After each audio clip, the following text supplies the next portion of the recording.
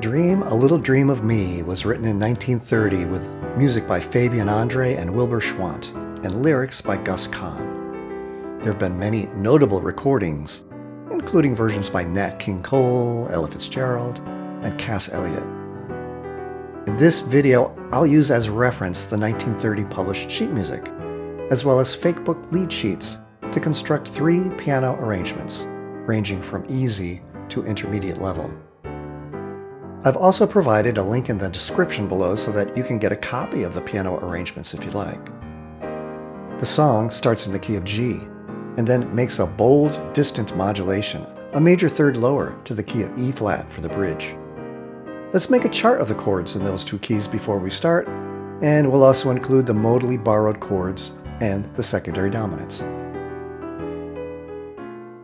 So here are the chords in the key of G, the 1, 2, 3, 4, 5, 6, 7. We're going to build that 5 chord up to a 5, 7. So those chords are G, A minor, B minor, C major, D7, E minor, and F sharp diminished.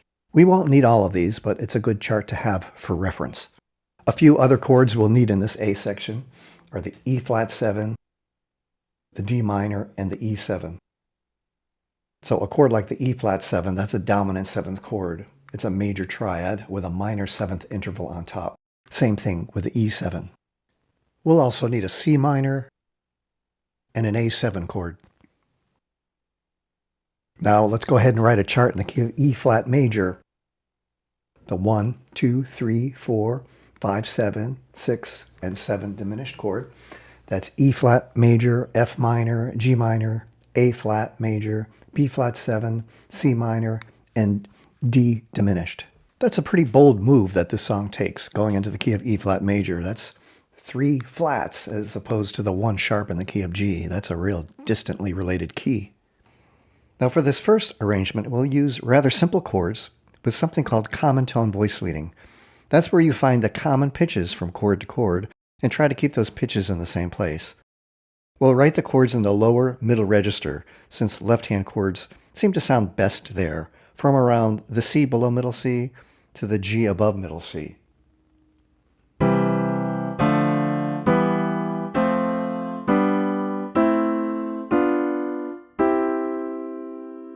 So first, we'll take that chord chart that we wrote, and then we'll jot in the notes of the chords right above the chord symbols. That will make it easy for us to create the voicings. Now we'll actually write in the voicings. Our goal is to make it easy to play, so we'll keep it in the lower middle register and we'll go for the least amount of movement. We're going to retain common pitches from chord to chord whenever possible. You can see here that from going to the G chord to the E minor chord, I kept the G and the B pitches in the exact same place. Common tones. Sometimes, of course, there are no common pitches, as in this progression from E flat 7 to D7. So we'll just move those pitches as close as possible. We'll keep going this way all the way through, keeping common tones in the same place as best as possible. Now, before we present this arrangement, we're going to simplify some of the 7th chords to make them easier to play. If the melody contains a chord tone, we can always remove that tone from the left-hand voicing. We'll do that with the G in the E flat 7 chord,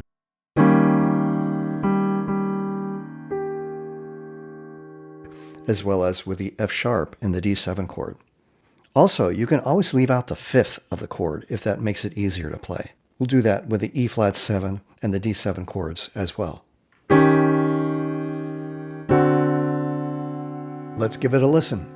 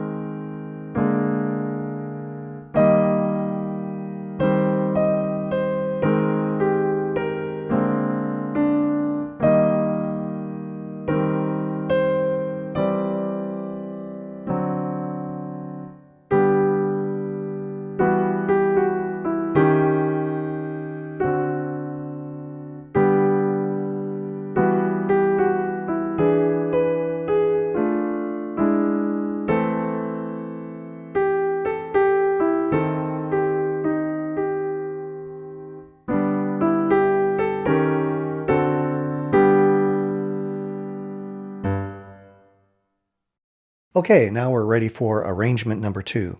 We're only going to change a few details. First, we'll add some syncopation to the melody. In most of the recordings of this song that you hear, the melody is altered from the sheet music so that the first note of many of the phrases comes a little bit after the first beat. We'll make that change throughout the piece, and we'll emphasize the syncopation by placing a root tone bass note right on the beat. The only other changes we'll make will be to open up some of the voicings, like we did in the first version, but a little bit more. We'll omit some of the notes in the left hand as long as those notes are covered in the right hand melody, like here and here. Let's listen to version 2.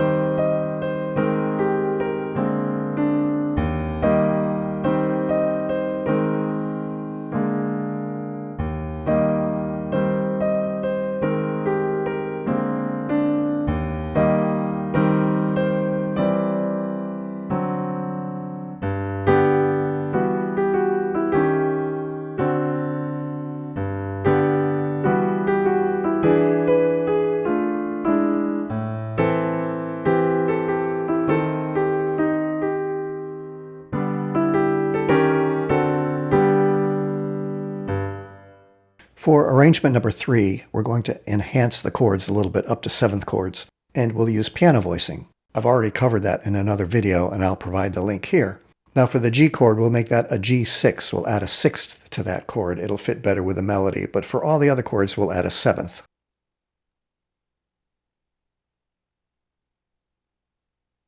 Next, we'll identify the 3rd and the 7th of the chord in red ink, and we'll use those pitches to create our voicings. Just take the 3rd and the 7th of the chord, or the 3rd and the 6th if it has a 6th, and place underneath the melody note as close as possible, and then put the root, or maybe the root and the 5th in the bass, and that's it. Now I know I'm explaining this rather quickly here. For a more well-paced discussion of how to create these piano voicings, make sure to watch my video, Create Effective Chord Voicings. I think that will answer a lot of questions. Okay, let's give version 3 a listen.